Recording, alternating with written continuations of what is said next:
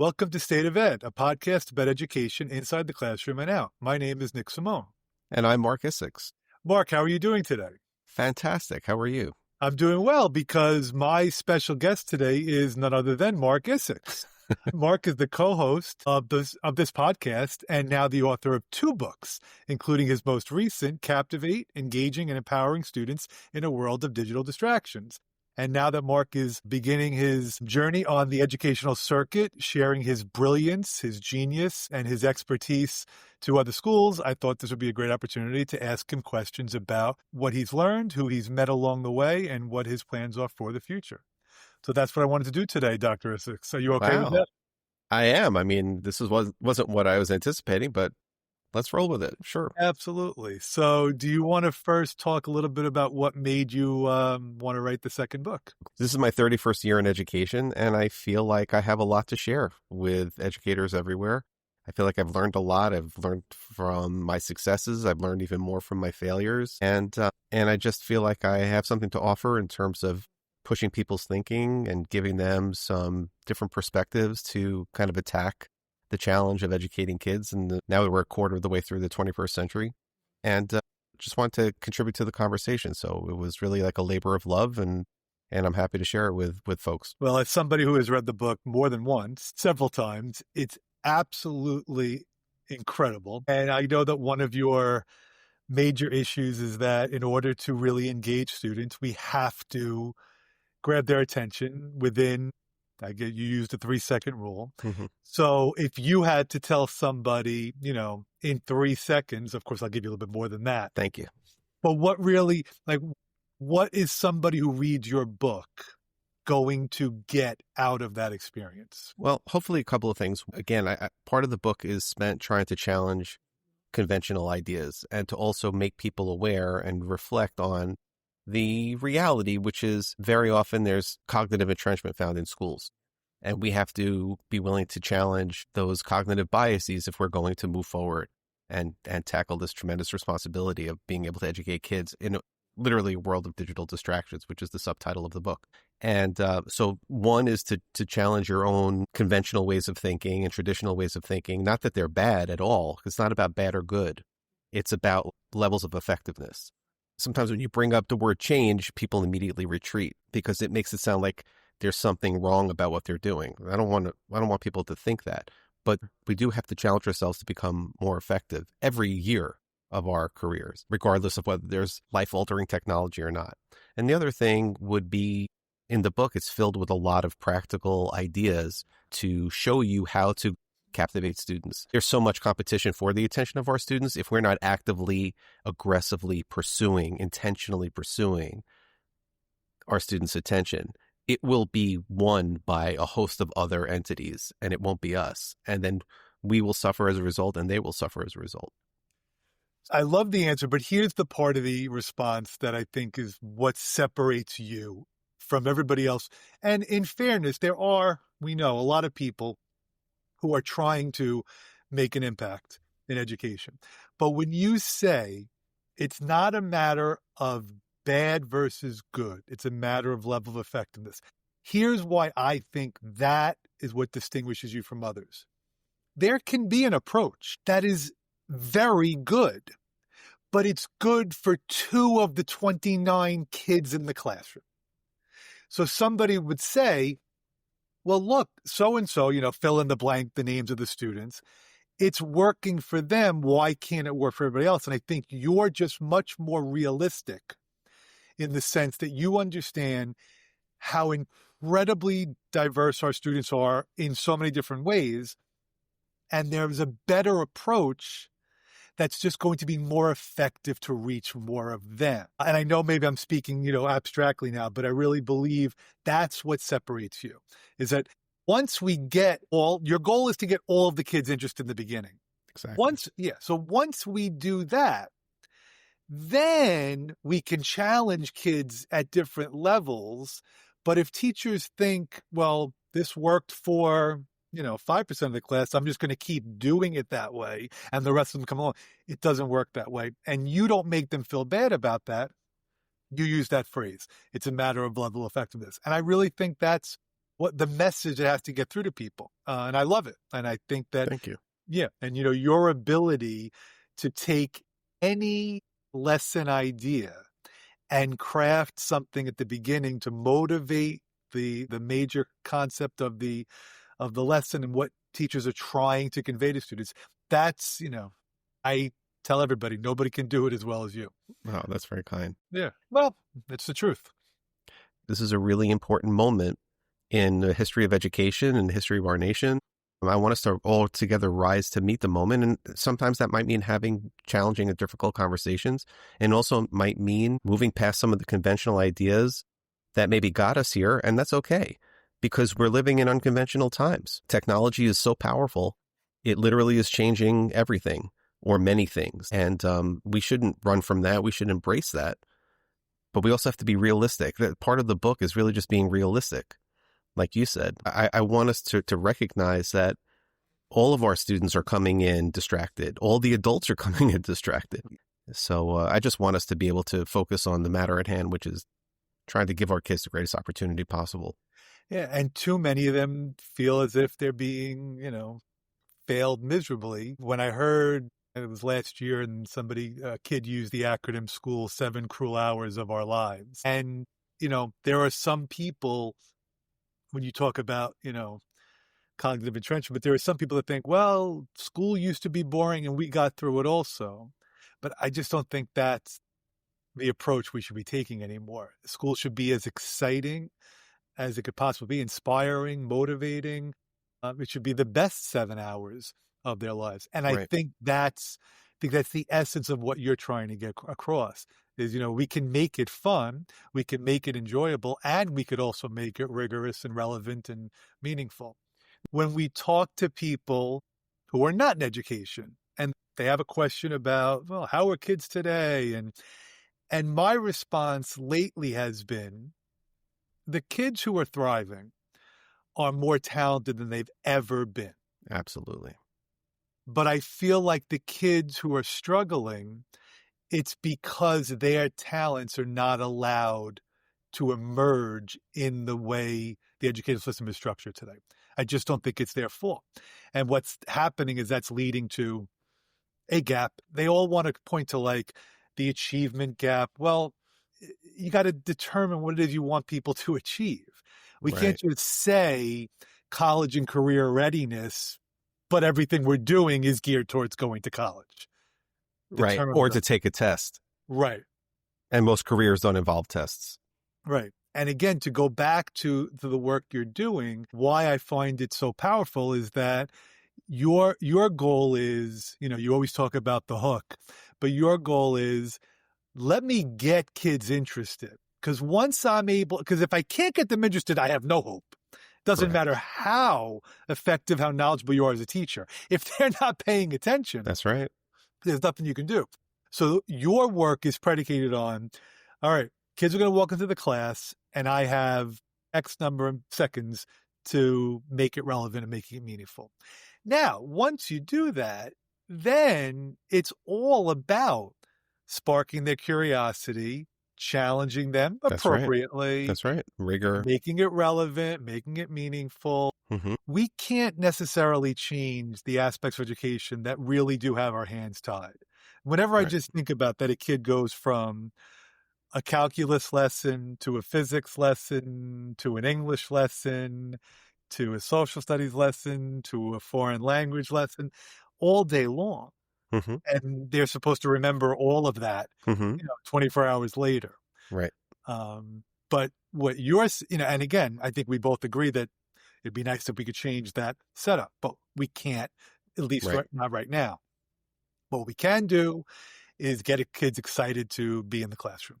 And Right. That's everything you're doing. And here's the reality. The world that we live in is a For You page driven world. We used to live in a world where we were told what to do and when to do it. And that's why the do now in some ways made sense when it was implemented. If you wanted to watch your favorite television show, like for me growing up, it was Happy Days. That was Tuesday night at 8 p.m. on ABC, not at 7:30, not at 8:31.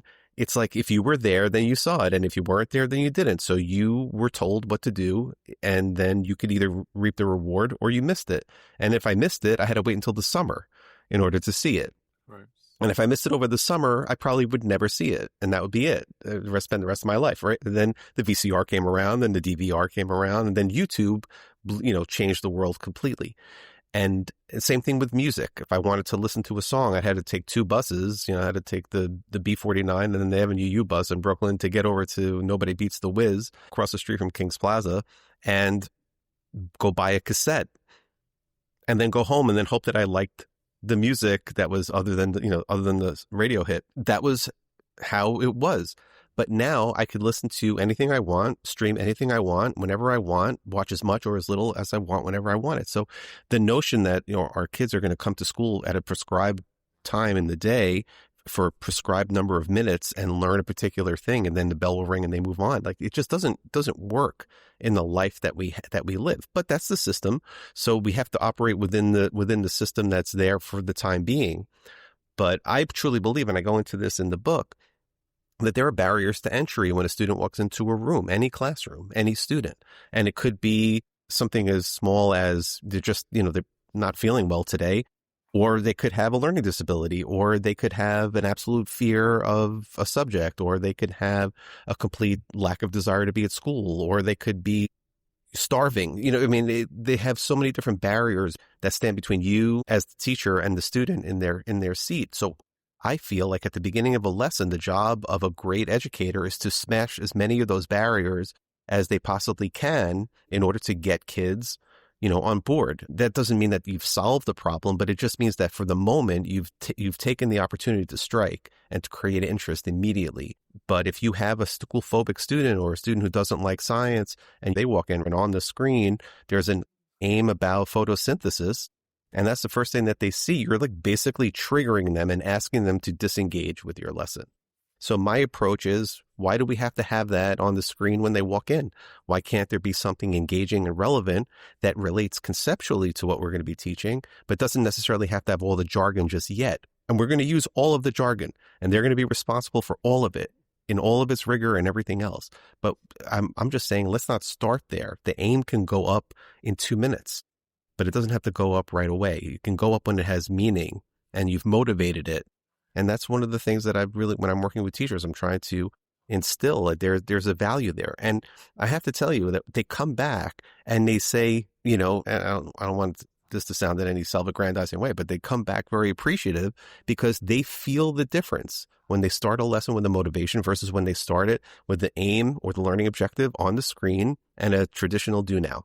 They feel it, the kids feel it, and it's so palpable that they literally come back and say thank you. Yes, well, I'll say it because I've heard the following words come out of people's mouth all the time. And those words are, how does he make it look so easy? They love their time working with you. And again, I know that your best work is one-to-one, small group, meeting with teachers, helping them lesson plan. But I'm also very grateful that you are now speaking at numerous conferences. You've spoken at various opening ceremonies for school districts. So can you talk a little bit about how you've been received at these conferences and school districts and, what some of the teachers have said to you? You did refer to the barriers to entry, and anybody that's seen you knows that your slide deck is second to none. It is a work of art. And I'm a little obsessive compulsive with that, but it's so impressive. You're putting a lot of pressure on all of us to try to step up our Canva game. And your slide on the barriers to entry is by far the best part of the presentation. Thank you. But really, what type of response have you received from people so far when you conclude your presentations? Well, first of all, I'm very grateful for even having the opportunity to work with educators in different districts and, across the country and speaking at conferences and working with people. So that is really such a blessing. And I'm very fortunate to have the opportunity.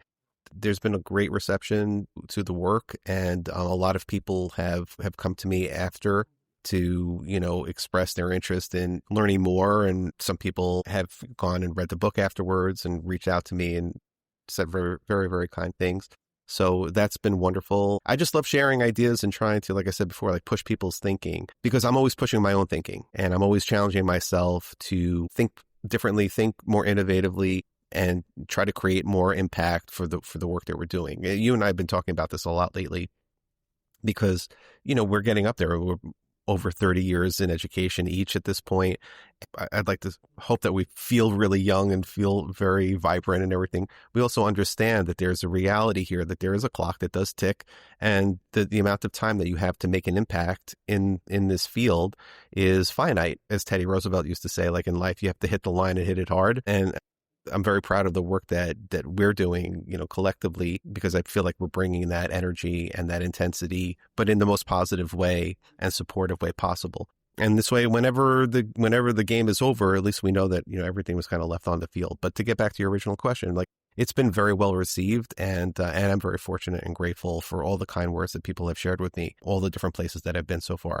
Yeah, I mean, I feel like the impact you're having, and you've only really just started to have these speaking engagements. But whenever I talk to people about teachers, listen, this is all anecdotal, but there's a small group, or maybe a larger group, of teachers that are just so extraordinary.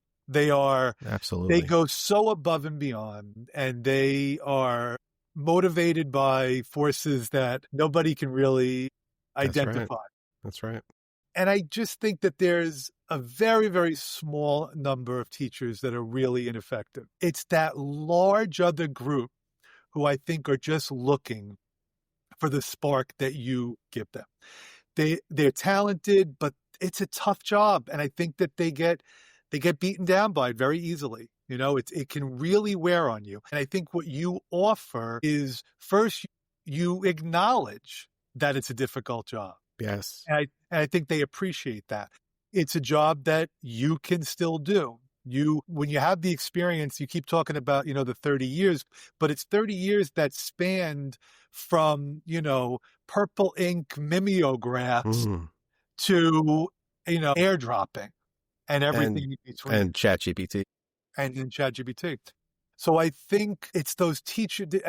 I really believe in the ability of teachers to change kids' lives, but I can see how easily the profession could get to them. And I think that's what you offer, is this spark to reignite people's passion. Because anybody who went into teaching, they had to have gone in for the purpose of wanting to help kids. I mean, yes, I'm sure there are other benefits that they were looking forward to, but you have to be able to want to help kids. And what you give them is, I think, like that, like turning the light switch back on again for some of them. And it's not just classroom teachers. I have to tell you, one of the most impactful presentations that I made not too long ago, I was at the School Administrators Association for New York State working with assistant principals. And those folks, they didn't get into it to just collect data on checklists when they walked into classrooms. That's not the fire in their belly. And you can get worn down because very, very easily the menial can overwhelm the meaningful in the administrator's world. And to try to find opportunities to flip that around.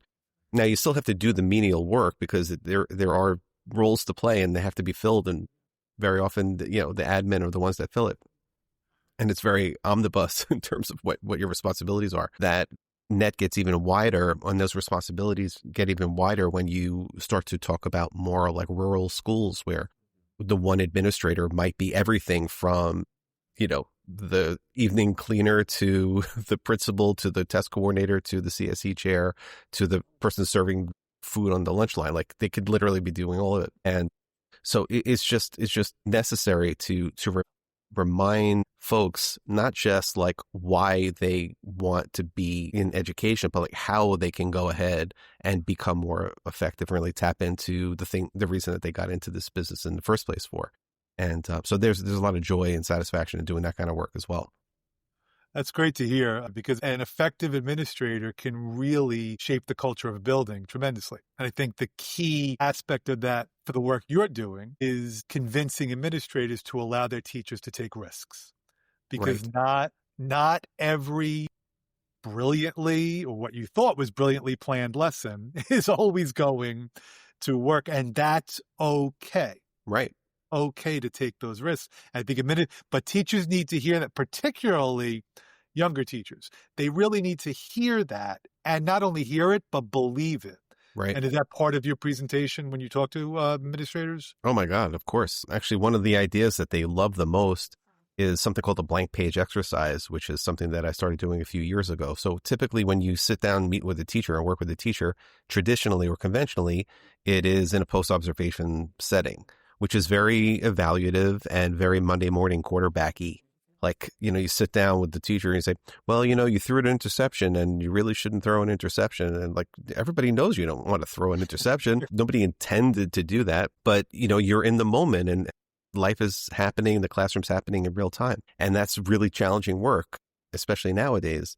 So the nice thing about the blank page exercise is I get to sit down with a teacher one-on-one and start with literally a blank page. Instead of critiquing the work that was already done, we get to kind of work together to build something new. And that always creates fertile ground for a great conversation, talking about method, talking about approach, talking about tactics, talking about instruction, talking about what could be more effective and less effective. And then sharing my expertise and my experience, and then trying to not just show them what I'm capable of doing, but open up their eyes to what they're capable of doing. And that has been very, very effective and a really wonderful opportunity.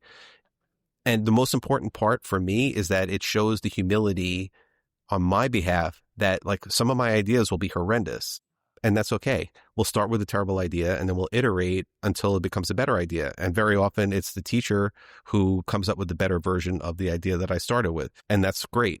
But the idea is like, how can we start thinking in certain directions and in certain ways? And then how do you turn that into a lesson plan that's effective, that you can go ahead and teach? And by the way, there have been occasions where I've worked with the teacher and then said to the teacher, would you like me to model this tactic or this approach or this technique in the classroom? And I'm happy to do it, because if I can't put myself out there and show that this works, then, then I'm being ingenuine, and I don't want to do that.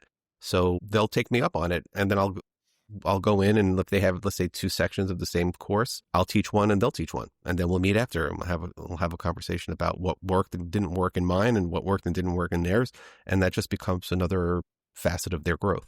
Yeah. And for anybody out there that might be hearing Marc speak for the first time, I can say from experience, the impact he's having on our school is that there's a large number of teachers who are collaborating on their lesson plan ideas. And it's almost become like a friendly competition of who can come up with the most engaging, innovative motivations to start a lesson. And that's really, to see that from my vantage point, is very exciting, because it's rubbing off on a lot of people, again, all throughout the building. And it's like a game, really. And it becomes how can we take our idea, and you talk about the blank page. And if I would assume like the blank page starts with, well, what is it you want to teach today? Exactly right.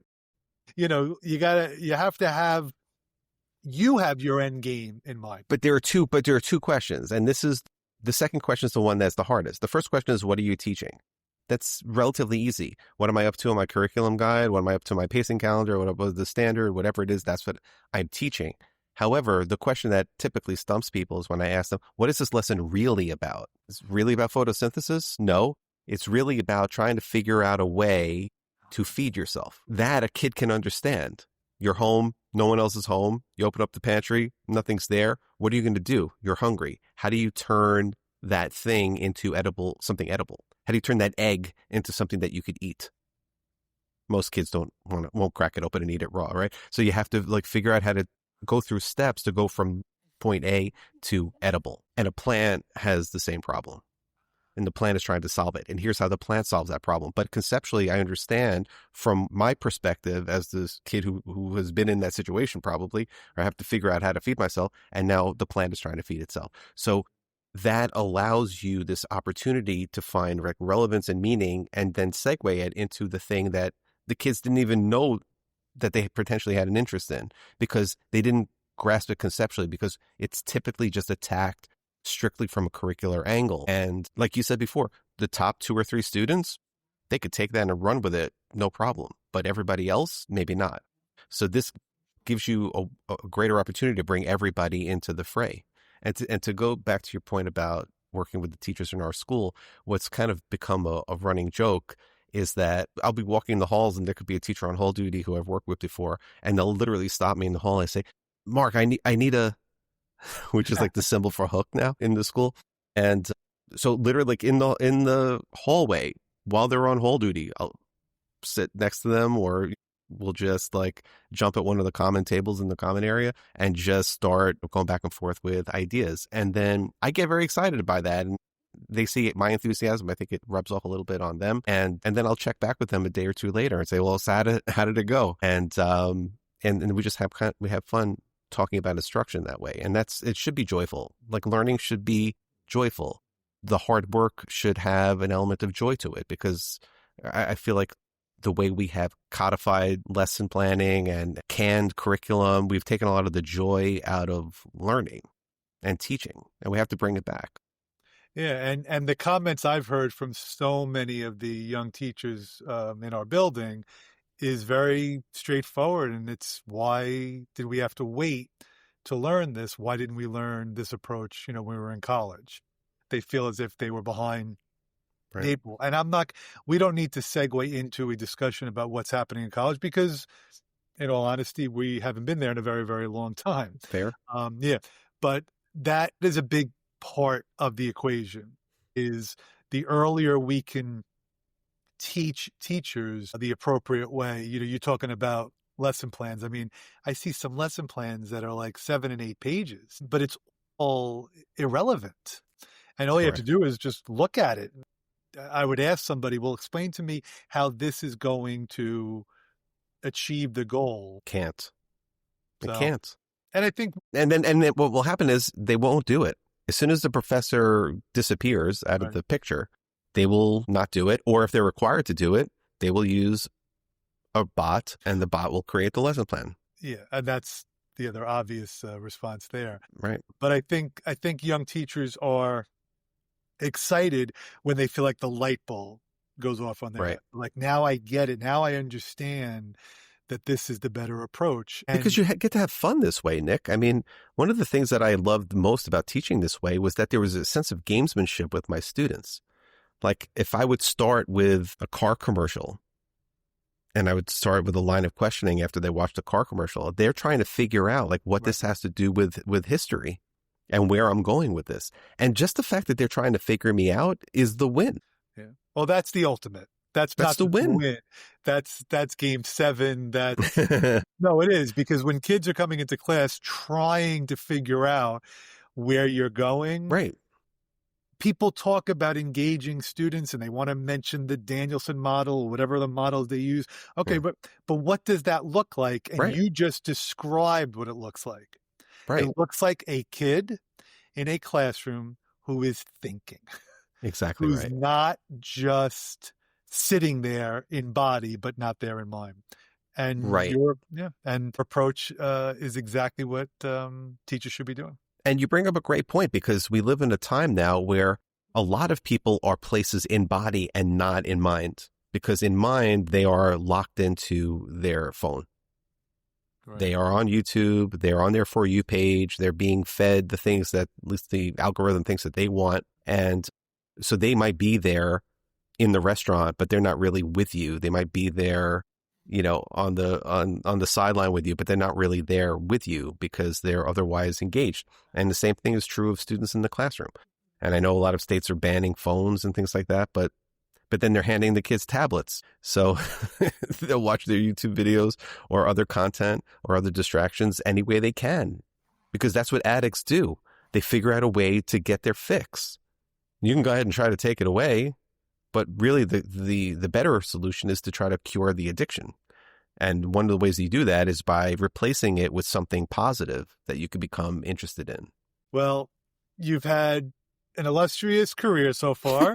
You've been a remarkable teacher. I still don't think there's any administrator, assistant principal that can put a resume together of all the things you've done, but we'll save that, of course. But now, as you think about the next stage in your life, you've published 2 books, you've presented. What are some of the goals you have for whenever that next stage may begin? Just kind of keep pushing forward and doing more of these kinds of things. I really enjoy writing. I really enjoy speaking. I enjoy working with people, meeting people from all over the country, all around the world. This podcast has been a tremendous opportunity to accomplish that. We together have met some incredible people from all over the place, people that I know we're very proud to consider friends now because of these relationships that we've formed on this podcast and using this medium. I feel the same way about the conferences that I go on and the opportunity to meet and work with people and interact with them.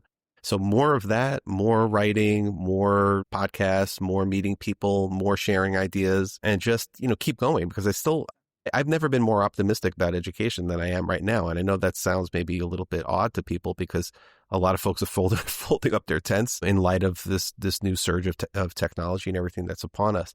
But I feel like we have the opportunity now to use technology as a lever to help us achieve the original goals of education, which is to really give young people an opportunity to live extraordinary lives and be completely self-reliant and to think critically and analytically and to be able to synthesize information and make meaning of things that we teach them. So I feel like we've never been in a better position to accomplish all of those goals, but we have to use the technology properly and use the leverage properly.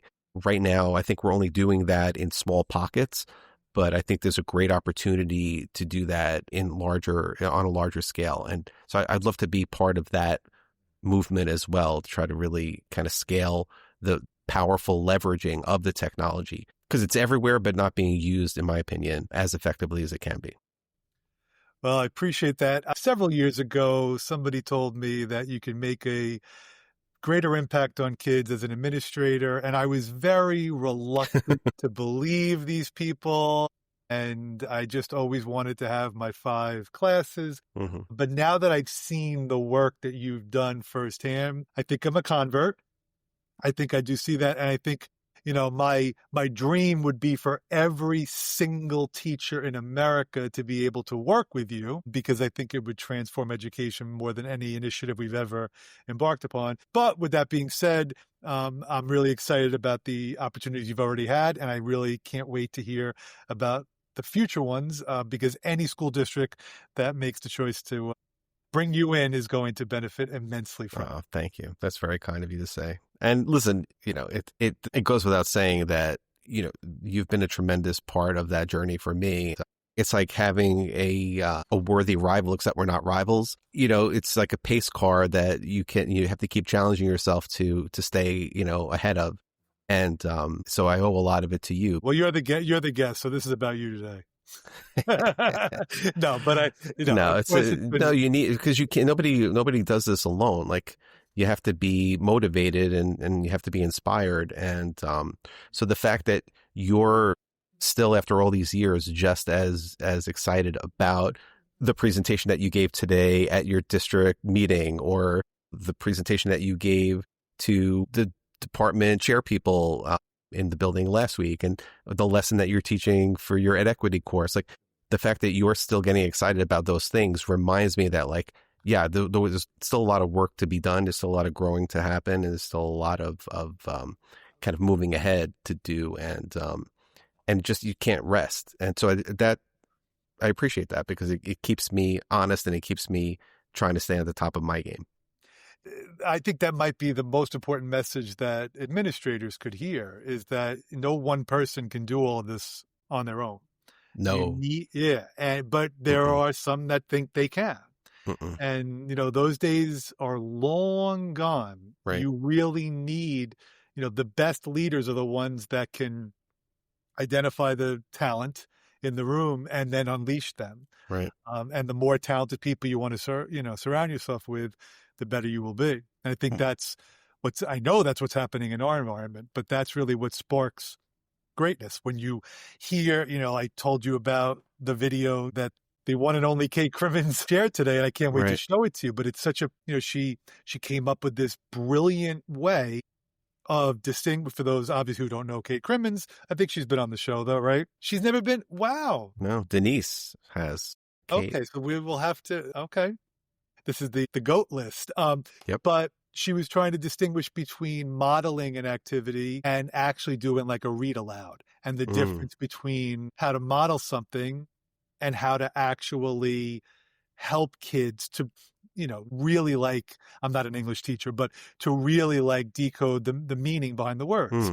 And she had this video of this woman, and you didn't expect it, who was talking about how to teach somebody how to shoot a free throw. Okay. And she starts by saying, okay, well, here's how you shoot a free throw. And she does it. She goes, that's modeling. Just look at me. I just shot a free throw. But then she says, no, no, no, no. What you have to do is, and she goes through every step. Do you Mm, notice that my back is hunched forward? Do you notice I'm looking above the rim? Do you notice my hand? Like she goes through we can't just, and it was a brilliant video and it served her purpose completely. And then, of course, I stole it. But I think as teachers, we have to recognize that we can't just say, well, kids can't do this. Okay, yeah, there's a lot of things they can't do. There's a right. lot of things that they've always not been able to do. Right. Our job Right. is to help them do that. And That's right. we can't say, oh, well, you're using ChatGPT for your phone and say, well, don't use ChatGPT. Right. Or don't read off the slide, when you're presenting.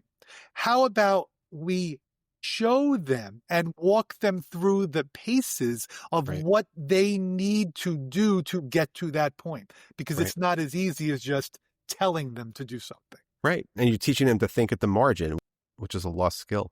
To go back to what you were saying before, one of the authors that I cite in the book is an author named Matthew Barzin, and he wrote a book called The Power of Giving Away Power, and he talks a lot about the constellation mindset. And I had mentioned this to that group that I was talking about before at the School Administrators Association, and I said, listen, there are folks who use the back channels, because every school has back channels that you work, and there are folks who use those back channels to consolidate power.